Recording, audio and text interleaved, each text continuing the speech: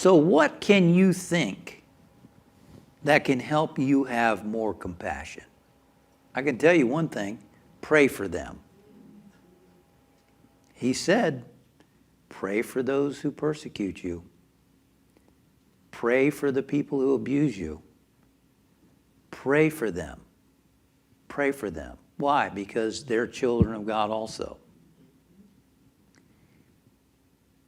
What if our brother or sister, our blood brother or sister, is a racist?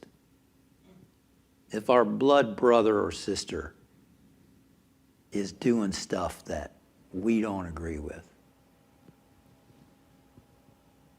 are we able to understand them, maybe?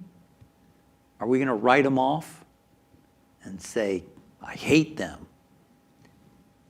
I guess what I'm saying is, it's not just our blood brothers and sisters, it's everybody. We're all connected. They are a person just like us. And if we had their background and their life and walked in their shoes, maybe we would be doing the same stupid stuff.